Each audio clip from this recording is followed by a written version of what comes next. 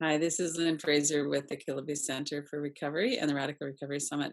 And I'm here with Nkem Ndefo of Lumos Transforms and the Resilience Toolkit. And Nkem, you've been doing so much right from the start of the pandemic.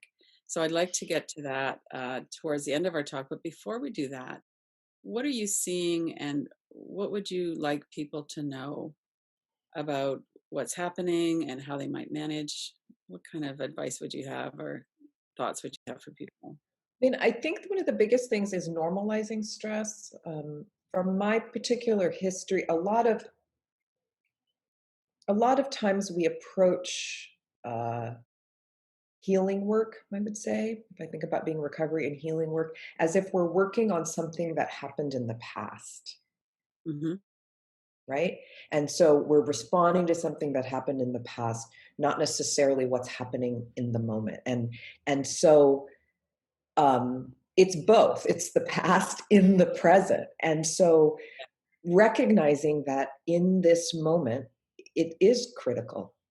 Everything is upside down, from work to health to economic security to physical health security to how we relate to each other, how we get food. Everything is up in travel. Everything is like up in the air. And there's a lot of so there's insecurity, change, threat. And so our systems are designed like to protect us. And so thinking about the thing I want people to know is that your stress response is a survival response, and it's there to protect you, and it's doing its job. Right. It's really doing its job. And most people have not had to live with this level of um, stress for this length of period of time. And Right. so, because again, this is, here, how many weeks are we into this, right? And if you're in About Asia, this has 10 been weeks, even probably. even longer there Yes. since, right? Yeah. Since In before China. yeah.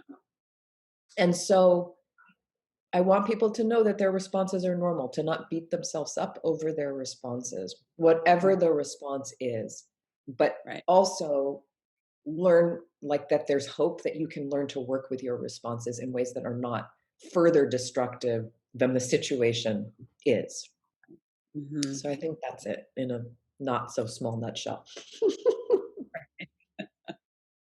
And what are you seeing in California in terms of how it's being handled and how it's like everybody is experiencing this in individually and also in large groups, depending on economic status and cultural and all kinds of things. Some people are working from home, no kids at home. Other people are really struggling financially. What kinds of things are you seeing? I mean, I do definitely do work regionally in Southern California and throughout California, but I also do work internationally. So have like, Um, different vantage points. mhm. Um, and it's a real range. I've had the privilege to work with a fair amount of people who are able to work at home, right? Mhm. People who maybe they worked as teachers or in social services, and they're able to convert to working online, Mhm. and a large number of people who are out of work and feeling increasingly desperate, Right. uh, you know, financially and just future wise, and people who are with children who are having to school age children, sometimes multiple in a house, huge amounts of stress with the online schooling, especially if you're looking at children with multiple ages. And it's even harder if people are working from home. And so Yeah. I'm Yeah. seeing people who are, I'm not directly working with people who are unhoused or dealing with housing instability, but I've been supporting people who do this work and Right. have for a long time. And so seeing how that's impacting them and their Mhm. capacity to help people who are still unhoused, working with healthcare workers who are extremely stressed about the lack of personal protective equipment, Right. Mhm. extremely stressed. Mhm. And so that, and working very long hours under high intensity and coming home and crashing, just like, oh, Yeah. um, And that's been going on for weeks and weeks now. weeks, Yeah. weeks. Yeah, we launched a program to support a large healthcare worker union in California, and so that's everything from nurses to respiratory therapists to the people who serve food and who clean environmental services. Mhm. And just like, they talk about wearing masks for 12 hours a day, and like if they and the same mask, and Yeah. just it's very, very heavy. And also what I'm hearing from them is this real fear, because it's already hard for them, and then they see things opening up and they know it's going to get harder, and they're the first line.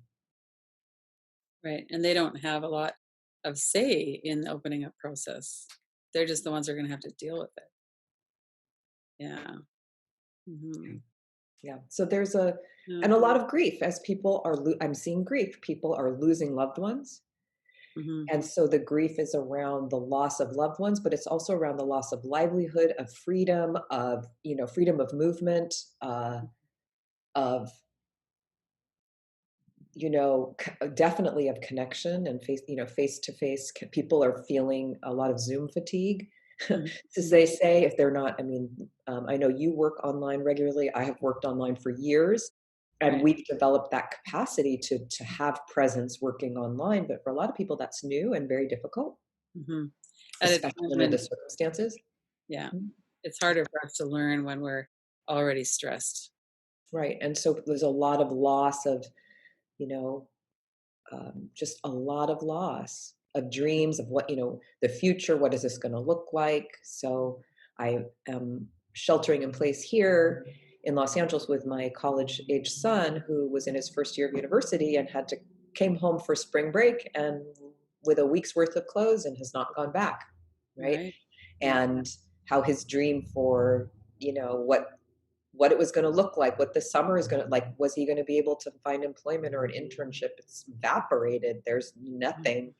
And thinking about, will he go back to school next in the fall? What will that look like? Yeah. So a lot of uncertainty and fear and grief. Mhm. Mhm. People are really Yeah. holding a lot Yeah, that's so true. and being very creative, Mhm. coming up with new ways to make art and connect and support one another. So all things are true. It's not Yeah. just all hard stuff. I'm Yeah. seeing a lot of beautiful mutual aid efforts coming. Mhm. Right. Um, yeah. Yeah. So So the kinds of things that you're doing to help support people.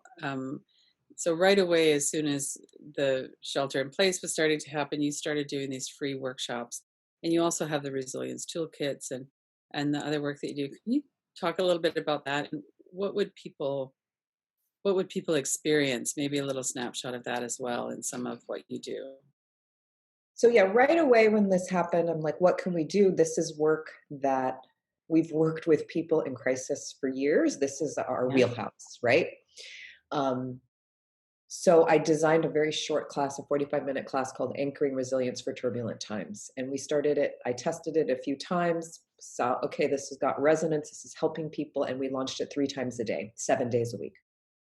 We had Mhm. people from over 20 different countries attend, and organizations ask for private anchoring. So everything from domestic violence shelter to chaplains in a New York hospital. And Uh, actually, I just got a request yesterday for another. It was very interesting for more chaplains in a mhm. hospital, as well as for nail salon technicians. So what a variety to Yeah. see that there Right. was that this perspective or this approach can work for everything from chaplains to nail salon techs about the stress Exactly. people hold. It was very Yeah. flexible. And so that anchoring is really to help people normalize their responses and to have a very quick framework to think about how to understand when their stress is helping or hurting them. Mhm. And if their stress is too high, like as I say, if you're overshooting the mark, you're over responding, what Right. you can do to rapidly bring it down. Mhm. And just some real quick practices that are like 15, 30 seconds, like quick. And then, and that's completely free, and we're still doing them 7 days a week.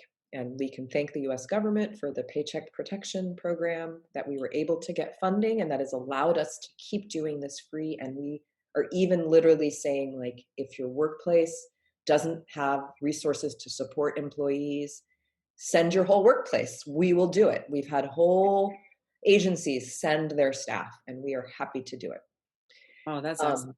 Hmm. yeah, and then we offer the Resilience Toolkit online, which we have done for years Right. now, like 3 years, and we just are now doing it all online, and we've doubled our offering, so there's a class opening every single week, and they're small, they're only 11 people, Hmm. so you can really share if you want, you don't nothing's required, and Hmm. they meet over 3 weeks, and we were able to expand out of the 11 slots, 6 are completely free. Oh, Again, this is because the US government is subsidizing the staff pay so that we can, at hmm. least partially, we basically doubled our free Oh, great. spots, Right. right?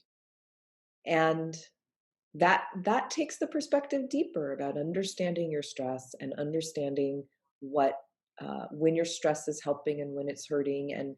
And we even have a special toolkit for recovery that is specifically designed for people, what we say, either in recovery or recovery curious, Ah, that's a good right? way to put it. Right? Yeah. Because we don't demand sobriety. We use a harm reduction approach in Mhm. saying, wherever you are, if you are in deep in or just dipping your toe in recovery, that this is for you. And those are taught by our staff member, Erwin Ambrose. And it's really, she talks about learning to recognize how stress shows up and often how to stay ahead of it because that's often the driver of cravings, Oh, definitely. right? Hmm. And so how to work with that in that context, um, and really as a nice sort of complement to whatever program people are doing, right? Hmm.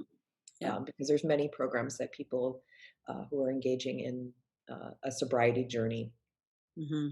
or a recovery journey might engage. And so we offer those like twice a month as well.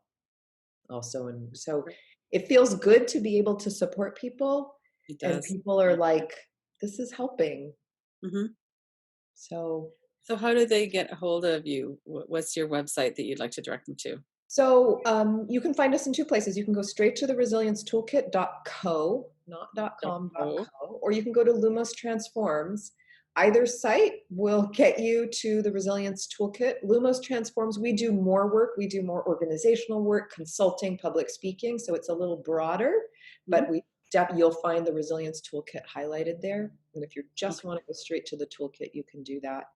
Um, because I mean, it's increasing like in Los Angeles, not for California, but Los Angeles. So our chief public health officer announced that most likely we will be sheltering in place till the end of July. And Wow. people were like, "Whoa." And that means like some businesses have opened up for curbside pickup, which Yeah. many of us are questioning because our numbers are steady, if not rising, and we don't understand why that's happening. Hmm. But yesterday we just got a firm order that everybody has to wear face coverings outside. Before it was like on public transport, it was recommended. Now it's required. Oh. Um, so there's a lot of changes, and they're Mm. not short term. Like this is until we have an adequate vaccine Yeah. um, or treatment. Hmm. It takes a long time to get to herd immunity. That's 70% of the population. California, we're at 1% right now. Oh, wow. That puts it in perspective. Yeah. Okay. So this is going to be, from what we're hearing, about 3 years. This is Wow. about 3 years of major adjustment. And so we're going to have to find new ways of being, um, and ways to collect individually and collectively grieve what we've lost. Hmm. And when we can do that grieving, we can open up to new ways of and maybe maybe there's some healing. Like maybe we move more to what I'm saying is like a culture of collective care. Right. Some of those changes that have been really needed for a long time. Right. Hmm. We've seen, huge plummets in how people, how they travel. Like maybe the way we were traveling was unsustainable. Hmm. Um, you know, I think I just saw yesterday that in the US, renewable energy just became the most predominant source of energy. It just surpassed Yeah. all the other forms. And I was like, Yeah. oh, maybe this, so there Right. might be some silver linings. And I don't want to minimize the suffering, the hardship, the grief, Yeah. and the loss, because it Yeah. is significant. But Hmm. I'm also beginning to say, let's not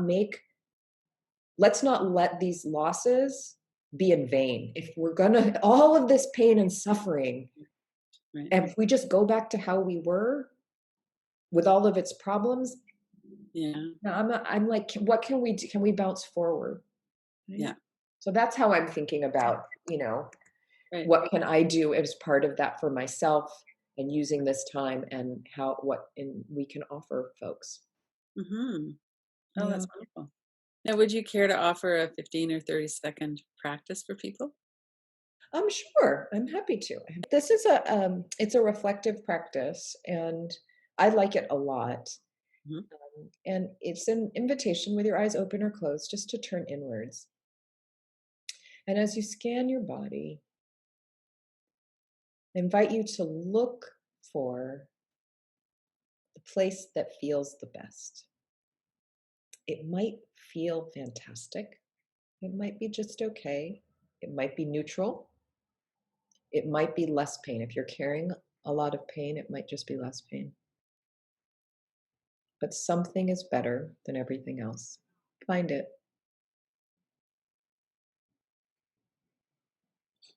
If you're feeling more stressed, of course, please stop. But if you're doing okay, just let your attention explore this more positive sensation, the quality of the sensation. Is it on the surface or deep? How widely does it spread? And as your attention lingers on this resource, notice, is your breath deepening? Are your muscles relaxing? Is there a little bit more clarity and calm? If so, it worked. And it's also a message that in the moment before, you were carrying more stress than you needed. Right. Right. Yeah, that Note was to really self. yes, exactly. Yeah, I think a lot of people are really starting to understand a little bit more about the nervous system, and there's so many ways to work with the nervous system, Yep. and that's part of what people will learn in your group, your classes, and it's there's no reason for anybody to despair about that. We can work with the breath, we can relax the body, work with the mind. Yeah, that's And great. also recognize in some moments your stress is doing just what it needs to keep you safe. And don't lower it. Like Yes, you're yes, out, you're in the store shopping or you're working yeah, and you're like nervous and like being careful with your infection control. That's excellent. yes, It's yeah. when you're done to recognize I don't need it anymore and let it go. That's the key. That's the key. That's the key. Yeah. So it's to have that flexibility and that adaptive response is what this is about. Hmm. Right? Yeah. Hmm. Well, thank you so much. Oh, thank And you. Thank yeah, you. And I'm glad that you're holding community for folks in recovery, because this is really like just such an intense challenge for everybody. And especially if someone's new in their recovery, I can imagine, even if you're deep in, I imagine that it's yeah, extra difficult. So yeah, thank you for holding space for folks. yeah. Well, thank you. It's good to see you again. All right, Likewise. bye for now. The Kilby Center for Recovery is reaching out to some of the people we've interviewed for the Radical Recovery Summit. We're asking, how can you support people that are struggling during the COVID-19 pandemic? There is a range of programs and support that people are offering, as well as ways to frame this. What is it that's happening inside of you during this time? Come to radicalrecoverysummit.com to click right through to the interviews.